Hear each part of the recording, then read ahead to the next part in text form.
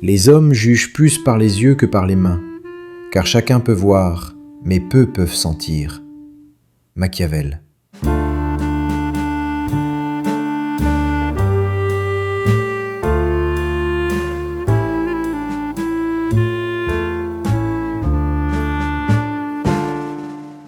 Il existe une question que beaucoup se posent en silence, sans jamais oser la formuler clairement.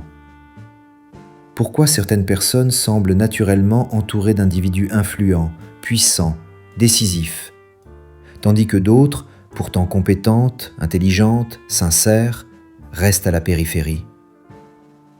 Pourquoi, à valeur égale, à intelligence égale, à travail égal, les trajectoires divergent-elles si brutalement? Ce n'est pas une question de chance, ce n'est pas une question de moralité, et ce n'est certainement pas une question d'effort. C'est une question de perception. Et c'est précisément ce que Machiavel avait compris bien avant la psychologie moderne. La plupart des gens partent d'une hypothèse fausse. Ils croient que l'influence se gagne. Ils pensent qu'en étant utiles, loyaux, visibles, engagés, ils finiront par être remarqués. Ils s'imaginent que le pouvoir fonctionne comme une récompense accordée à ceux qui font bien les choses. Mais le monde réel ne fonctionne pas ainsi. Les cercles d'influence ne récompensent pas l'effort. Ils détectent la stabilité. Ils ne cherchent pas à être impressionnés. Ils cherchent à se rassurer. Et ce qu'ils évaluent presque instantanément, ce n'est pas ce que vous savez faire, mais ce que votre présence leur fait ressentir. C'est ici que la douleur apparaît pour beaucoup. Vous avez peut-être déjà vécu cette situation. Vous êtes compétent, préparé, parfois même brillant. Mais lorsque vous entrez dans une pièce où se trouvent des personnes influentes, quelque chose se ferme. Les échanges restent polis, distants. Vous n'êtes pas rejeté, mais vous n'êtes pas invité non plus. Vous sentez que vous êtes toléré, jamais intégré. Et souvent, sans le comprendre, vous faites exactement ce que la majorité ferait. Vous parlez un peu plus, vous expliquez davantage, vous montrez que vous êtes utile, que vous comprenez, que vous êtes du bon côté. Et sans le savoir, vous confirmez précisément la chose que le pouvoir fuit, le besoin de validation. Machiavel n'a jamais décrit le pouvoir comme un idéal moral. Il l'a décrit comme un phénomène humain. Il a observé que les hommes ne jugent pas en profondeur, mais en surface. Ils ne ressentent pas ce qui est complexe, ils interprètent ce qui est visible. Cela ne signifie pas qu'ils sont stupides. Cela signifie qu'ils sont pressés, prudents et instinctifs. Le pouvoir, plus que toute autre position sociale, est contraint par la méfiance. Les personnes d'influence vivent dans un environnement où l'erreur coûte cher. Elles apprennent donc à lire rapidement, à scanner, à éliminer les incertitudes. Ce scan est silencieux.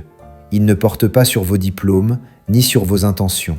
Il porte sur votre comportement non verbal, votre rythme, votre rapport au silence, votre manière de réagir quand rien ne vous est demandé. Et c'est là que se joue une vérité dérangeante. Plus vous essayez de plaire, plus vous devenez bruyant psychologiquement. Plus vous cherchez à prouver, plus vous signalez un déséquilibre. Dans l'esprit de quelqu'un qui détient de l'influence, ce déséquilibre est interprété comme un risque, et le pouvoir évite toujours le risque inutile. Beaucoup de gens confondent charisme et visibilité. Ils pensent que pour être remarqué, il faut occuper l'espace. Or, c'est exactement l'inverse qui se produit dans les sphères élevées.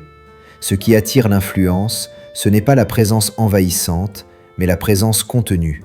Une présence qui ne cherche pas à s'imposer, mais qui n'a pas besoin de disparaître. Une présence qui ne réclame rien, mais qui ne fuit pas non plus. Machiavel aurait parlé ici de gravité, une forme de point invisible, qui ne dépend pas de la force, mais de la cohérence. La psychologie moderne confirme ce que Machiavel avait intuitivement compris.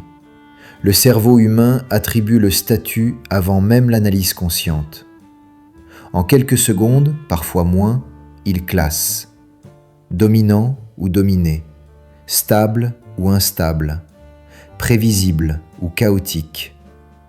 Et ce classement est rarement corrigé par la suite. Lorsque vous cherchez à convaincre trop tôt, vous parlez à un cerveau qui a déjà décidé. Lorsque vous expliquez, vous arrivez après le jugement. Et c'est pour cette raison que tant de personnes compétentes n'accèdent jamais au cercle d'influence. Elles parlent au mauvais moment, avec la mauvaise énergie, depuis la mauvaise position. Il faut comprendre quelque chose d'essentiel. Les personnes influentes ne recherchent pas des admirateurs. Elles recherchent des équivalents psychologiques. Des individus qui ne créent pas de dette émotionnelle. Des individus qui ne projettent pas d'attente. Des individus dont la présence ne demande pas à être gérée. Le pouvoir est attiré par ce qui ne lui demande rien. Et c'est précisément pour cela que l'indifférence contrôlée est souvent plus attractive que l'enthousiasme. Cela peut sembler injuste, et d'une certaine manière, ça l'est. Mais Machiavel n'écrivait pas pour rassurer, il écrivait pour décrire. Dans ses observations, il notait que ceux qui cherchent trop ardemment à être aimés finissent par être méprisés. Non pas parce qu'ils sont mauvais, mais parce qu'ils signalent une dépendance. Et toute dépendance crée une asymétrie. Or, l'influence ne s'établit jamais dans une relation asymétrique émotionnelle. Elle se construit entre positions perçues comme comparables. Ce que peu de gens comprennent, c'est que l'influence n'est pas une porte qu'on force. C'est un espace dans lequel on est reconnu. Et cette reconnaissance ne passe pas par des mots, mais par une forme de tranquillité intérieure visible. Une absence de précipitation. Une capacité à rester silencieux sans malaise. Une manière de ne pas se vendre. Ce sont ces signaux faibles qui disent « Je n'ai pas besoin de toi pour exister ». Et paradoxalement, c'est ce message implicite qui rend désirable. À ce stade, une tension commence à se créer chez le spectateur attentif. Car si tout cela est vrai, alors la plupart des comportements enseignés comme positifs sont en réalité contre-productifs dans les sphères de pouvoir. Être trop gentil, trop disponible, trop explicatif, trop réactif, tout cela rassure dans des relations ordinaires, mais affaiblit dans des relations d'influence. Machiavel l'avait compris, la perception précède toujours la relation. Et celui qui ne contrôle pas sa perception est condamné à subir celle des autres. Ce que tu dois retenir ici, ce n'est pas une technique ni une posture artificielle. C'est un changement de regard. Le pouvoir ne s'attire pas par l'action directe, mais par l'absence de déséquilibre.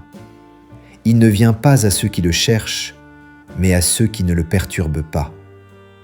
Et tant que tu chercheras à être vu, tu ne seras jamais perçu comme un centre.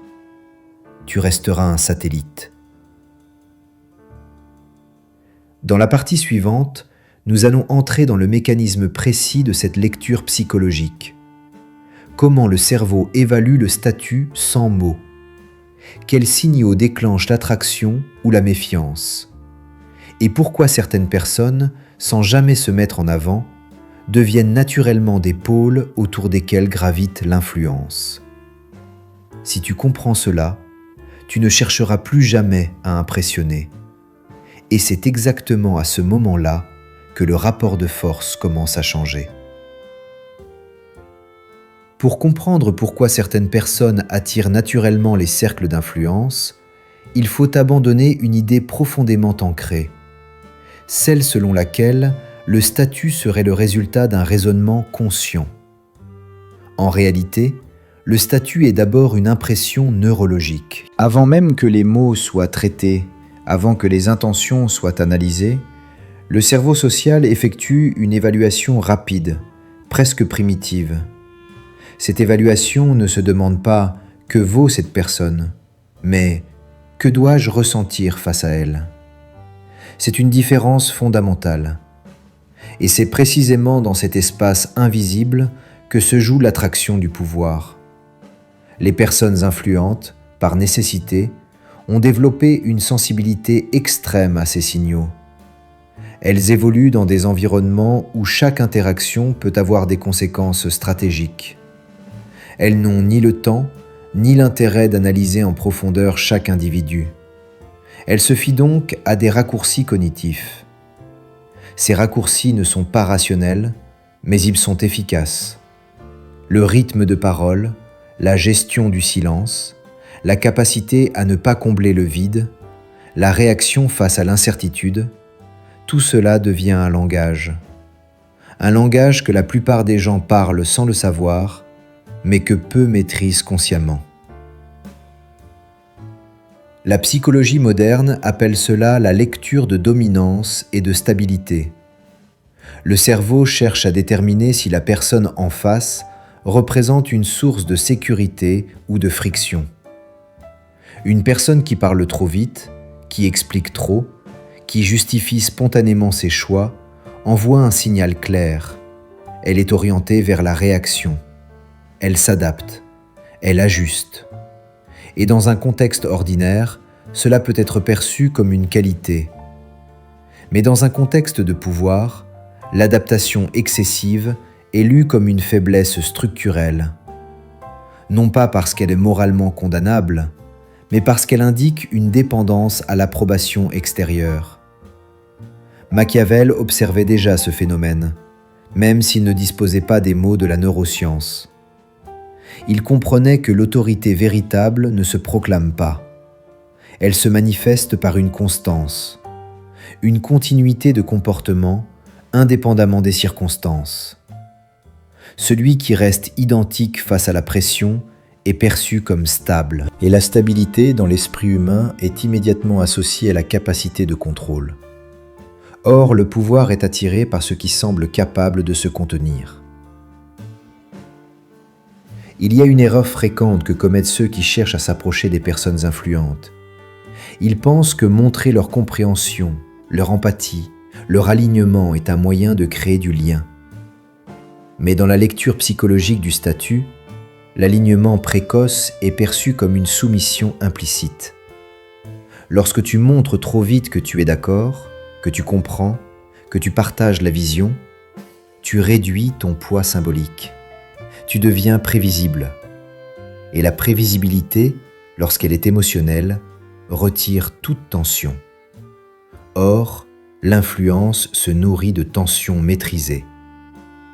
Le silence joue ici un rôle central. Contrairement à ce que l'on croit, le silence n'est pas un vide. C'est un test. Lorsque tu ne parles pas immédiatement, lorsque tu ne te précipites pas pour répondre, tu forces l'autre cerveau à travailler. Tu inverses la dynamique. Celui qui parle comble le silence, celui qui se tait le contrôle. Machiavel l'avait compris intuitivement.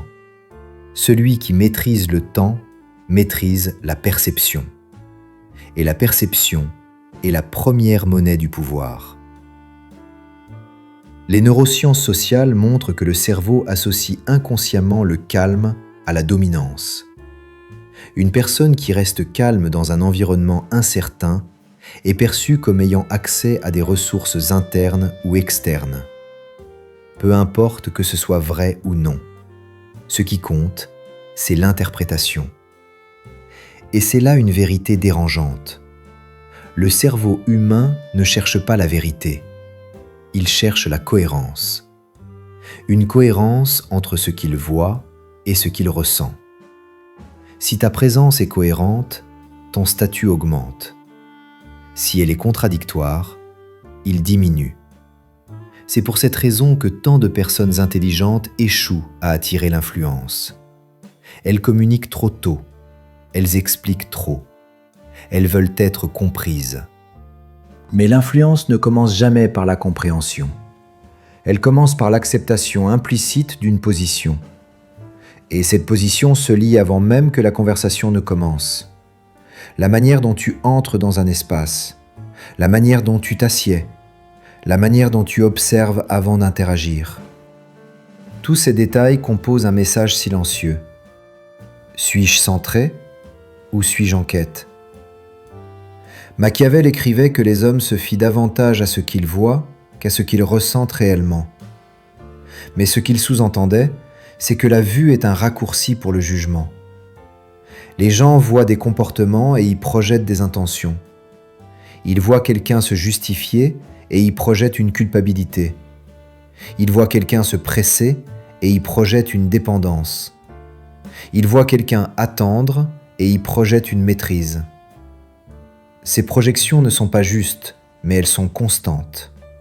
Et c'est cette constance qui les rend exploitables. À ce stade, il devient clair que l'attraction de l'influence n'a rien à voir avec la performance brute. Elle repose sur la gestion de signaux faibles, des signaux que la majorité ignore, mais que les cerveaux entraînés détectent immédiatement. Le pouvoir n'est pas attiré par ceux qui brillent, mais par ceux qui ne créent pas de bruit inutile, par ceux qui n'ajoutent pas de complexité émotionnelle à un système déjà chargé, par ceux qui semblent fonctionner selon leurs propres règles internes. Cela ne signifie pas devenir froid ou distant par calcul. Cela signifie devenir lisible, prévisible dans la stabilité, imprévisible dans l'initiative. C'est une nuance que Machiavel comprenait parfaitement. Il savait que la constance dans le caractère permettait la flexibilité dans l'action, et que ceux qui confondent agitation et engagement finissent par être exclus des cercles où chaque mouvement compte. Ce que tu dois commencer à percevoir ici, c'est que l'influence ne se conquiert pas frontalement. Elle se manifeste lorsqu'un certain seuil psychologique est atteint. Un seuil où ta présence n'active plus chez l'autre un besoin de contrôle, mais un sentiment de reconnaissance implicite. À partir de là, l'accès ne se demande plus, il se propose. Dans la prochaine partie, nous allons traduire ces mécanismes invisibles en lois comportementales concrètes. Non pas des règles artificielles, mais des principes observables, issus à la fois de Machiavel et de la psychologie moderne. Des lois qui expliquent pourquoi certaines attitudes ouvrent des portes, tandis que d'autres les ferment silencieusement, sans jamais provoquer de conflit apparent. Si tu commences à voir ces signaux là où tu ne les voyais pas avant, alors tu es déjà en train de changer de position. Et ce déplacement intérieur est toujours le premier pas vers l'influence réelle. Lorsque l'on comprend que l'influence repose sur des signaux invisibles plutôt que sur des démonstrations visibles, une question devient inévitable. Quels comportements précis renforcent cette perception de stabilité et lesquels la détruisent ? C'est ici que Machiavel cesse d'être un simple observateur pour devenir un analyste du comportement humain. Il ne proposait pas des règles morales, mais des lois comportementales. Des lois qui ne disent pas ce qui est bien ou mal, mais ce qui fonctionne et ce qui échoue dans les rapports de pouvoir. La première loi fondamentale est celle de la rareté. Plus une présence est disponible, plus elle perd de sa valeur symbolique. Le cerveau humain associe inconsciemment la rareté à la valeur, car ce qui est rare nécessite une sélection, et ce qui est sélectionné est perçu comme important. Les personnes influentes appliquent ce principe instinctivement. Elles ne sont pas attirées par ceux qui sont toujours là, toujours prêts, toujours accessibles. Elles sont attirées par ceux dont la disponibilité n'est jamais acquise. Non par cruauté, mais parce que cette rareté suggère une vie intérieure structurée, des priorités, un centre de gravité. Beaucoup de gens pensent que pour entrer dans les cercles d'influence, il faut dire oui. Oui aux invitations, oui aux demandes, oui aux sollicitations. Mais chaque oui non stratégique est une dilution. Plus tu es disponible, plus tu indiques que ton temps est malléable. Et un temps malléable est interprété comme un temps peu coûteux. Machiavel avait compris que le pouvoir ne se lie pas à ce qui se disperse, il se lie à ce qui se concentre. Refuser, lorsqu'il est fait sans justification excessive, n'est pas une rupture, c'est un signal de structure. La deuxième loi est celle de la neutralité émotionnelle. Dans les environnements d'influence, l'émotion visible est une fuite d'informations. Elle révèle des attentes, des peurs, des désirs. Or, toute information émotionnelle devient un levier potentiel. Les personnes puissantes ne fuient pas l'émotion par froideur, mais par nécessité. Elles savent que celui qui expose trop son monde intérieur perd une partie de sa capacité de négociation implicite. Machiavel observait déjà que la maîtrise de soi n'était pas une vertu morale, mais une condition de survie politique. Cela ne signifie pas devenir insensible. Cela signifie ne pas laisser l'émotion diriger le comportement. Une réaction immédiate, une justification impulsive, un enthousiasme excessif sont lus comme des signes de déséquilibre. À l'inverse, une réaction mesurée, même minimale, suggère une capacité à absorber la pression. Et dans l'esprit humain, la capacité à absorber la pression est immédiatement associée à la capacité de diriger. Le calme n'est pas passif, il est actif. Il impose un rythme. Et celui qui impose le rythme influence la dynamique. La troisième loi est celle de la compétence silencieuse. Dans les cercles ordinaires, la compétence se prouve. Dans les cercles d'influence, elle se devine. Plus une personne parle de ce qu'elle sait faire, plus elle soulève une question implicite. Pourquoi a-t-elle besoin de le dire ? Machiavel savait que la force véritable n'a pas besoin de se montrer. Elle se révèle dans la précision des actes, pas dans leur narration. Une action bien placée, un commentaire bref mais juste, une décision assumée sans justification inutile, valent plus que de longs discours. Cette loi est difficile à accepter pour beaucoup, car elle va à l'encontre de l'éducation moderne, qui valorise l'expression, la transparence, la communication permanente. Mais l'influence ne fonctionne pas selon les règles de la pédagogie. Elle fonctionne selon les règles de la perception. Et la perception valorise ce qui semble autonome. Plus tu sembles capable de fonctionner sans validation extérieure, plus tu es perçu comme une entité stable. Et plus cette stabilité attire ceux qui cherchent à s'entourer de points d'appui fiables. La quatrième loi est celle du contrôle du rythme. Le rythme est l'un des signaux les plus sous-estimés dans les interactions sociales. Parler vite, répondre immédiatement, agir sans délai, peut être interprété comme de l'efficacité dans certains contextes. Mais dans les sphères d'influence, cela est souvent lu comme une réactivité excessive. Celui qui contrôle le rythme impose un cadre. Celui qui s'y adapte le subit. Machiavel l'avait compris. La maîtrise du temps est une forme de domination douce. Faire attendre, sans provoquer, est souvent plus puissant que parler. Ces lois ne sont pas indépendantes, elles se renforcent mutuellement. La rareté sans calme devient arrogance. Le calme sans compétence devient vide. La compétence sans rareté devient utilité.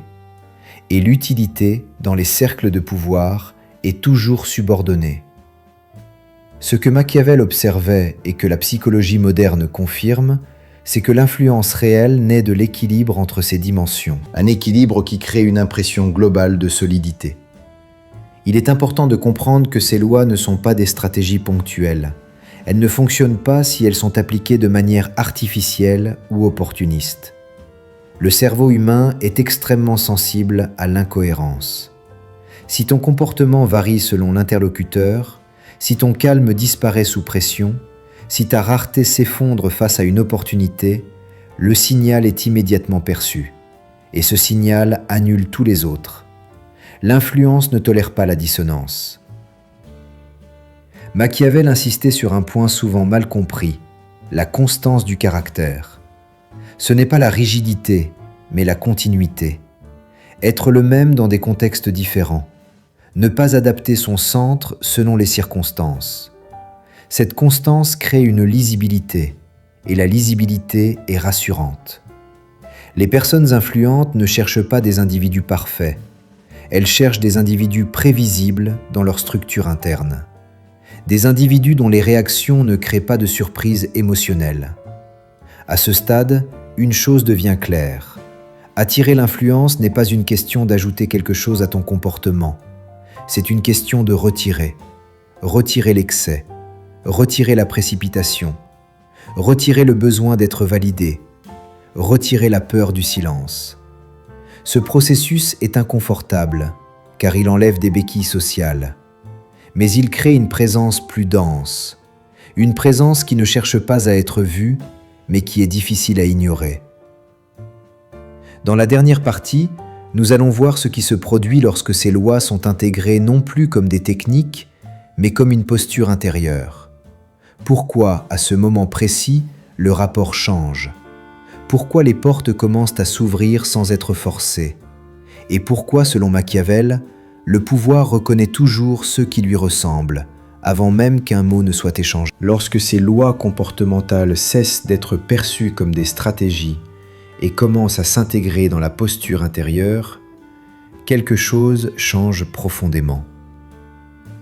Il ne s'agit plus de faire autrement, mais d'être autrement. Et cette transformation est perceptible bien avant qu'elle ne soit consciente. Les personnes influentes ne réagissent pas à ce que tu dis, elles réagissent à ce que ta présence dégage. Et lorsque ta présence ne demande plus rien, elle commence à attirer. La plupart des individus vivent dans une logique de recherche. Recherche de reconnaissance, de validation, de sécurité. Cette recherche crée une tension permanente. Une tension qui se manifeste dans les gestes, la voix, les décisions. Or, le pouvoir fuit la tension émotionnelle inutile. Il se dirige vers ce qui apaise, vers ce qui stabilise, vers ce qui ne crée pas de dette psychologique. Machiavel avait compris que le pouvoir n'est jamais attiré par la supplication, même silencieuse. Il est attiré par la similitude de structure. À partir du moment où tu cesses de chercher à impressionner, tu libères une énergie considérable. Ton attention n'est plus tournée vers l'extérieur, mais vers ton propre axe. Tu observes plus que tu ne réagis. Tu choisis plus que tu ne consens. Et cette capacité à choisir, même dans le silence, est immédiatement lisible. Le cerveau humain interprète cette autonomie comme une forme de souveraineté intérieure. Et toute souveraineté attire ceux qui la reconnaissent, car elle signale une capacité à exister sans dépendance. Il est important de comprendre que cette posture n'est pas une fermeture. Elle n'est ni froideur, ni arrogance. Elle est ouverture maîtrisée. Tu n'exclus pas, tu ne repousses pas. Tu ne t'offres simplement plus sans cadre. Cette nuance est essentielle, car l'influence ne se construit pas sur le rejet, mais sur la sélection. Et celui qui sélectionne implicitement est toujours perçu comme occupant une position supérieure dans la dynamique relationnelle. Machiavel écrivait que le pouvoir reconnaît instinctivement ceux qui lui ressemblent, non pas en termes de richesse ou de statut formel, mais en termes de structure mentale. Une structure capable de contenir la pression, de différer la gratification, de tolérer l'incertitude. Ces qualités ne s'apprennent pas dans les discours. Elles se révèlent dans les silences, dans la manière de ne pas répondre immédiatement, dans la capacité à laisser une question en suspens, dans le confort face au vide. Lorsque tu entres dans une pièce sans chercher à capter l'attention, mais sans la fuir non plus, tu modifies l'équilibre invisible. Tu n'es plus un élément à gérer, mais une présence à considérer. Et cette considération précède toute invitation, toute proposition, toute ouverture. Les portes ne s'ouvrent pas parce que tu les frappes mieux. Elles s'ouvrent parce que ta présence ne menace pas l'ordre interne de ceux qui les gardent. C'est ici que beaucoup échouent, non par manque de compréhension, mais par impatience. Ils veulent des résultats rapides. Ils veulent que l'influence arrive comme une récompense visible. Mais l'influence fonctionne selon une temporalité différente. Elle se construit dans la répétition cohérente, dans la constance, dans l'absence de contradiction entre ce que tu montres et ce que tu es. Machiavel insistait sur ce point. La dissimulation ponctuelle peut servir, mais seule la cohérence durable crée le respect. À ce stade, il devient inutile de chercher des techniques supplémentaires. Tout ce qui devait être ajouté l'a été. Tout ce qui devait être retiré a commencé à disparaître. Tu n'as plus besoin de forcer les interactions, car elles se présentent différemment. Les regards s'attardent. Les silences ne sont plus inconfortables. Les invitations deviennent naturelles. Non pas parce que tu es devenu quelqu'un d'autre, mais parce que tu as cessé de diluer ce que tu es.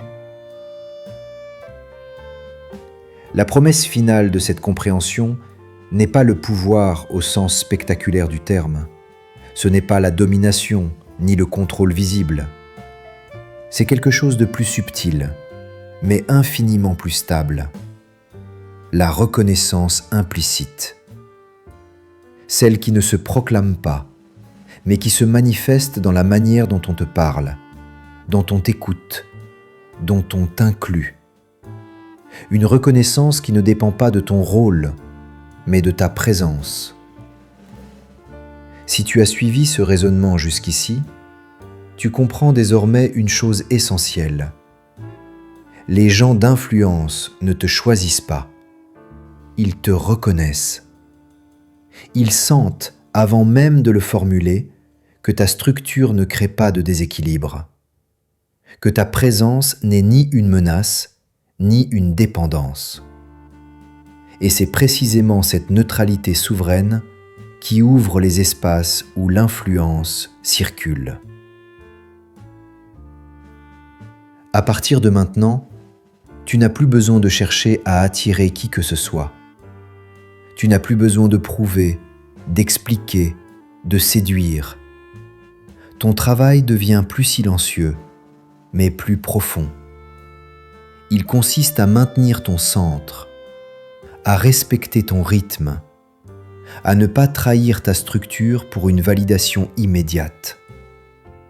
Et paradoxalement, c'est à cet instant précis que le monde commence à répondre différemment. Car le pouvoir, comme Machiavel l'avait compris, n'est jamais impressionné. Il est attentif. Et lorsqu'il reconnaît en toi une stabilité qu'il connaît déjà, il n'a plus besoin d'être convaincu. Il n'a plus qu'à s'approcher. Merci pour ton attention. Si cette vidéo t'a parlé, écris quelques mots en commentaire. Et si ce format te convient, tu peux t'abonner. À la prochaine.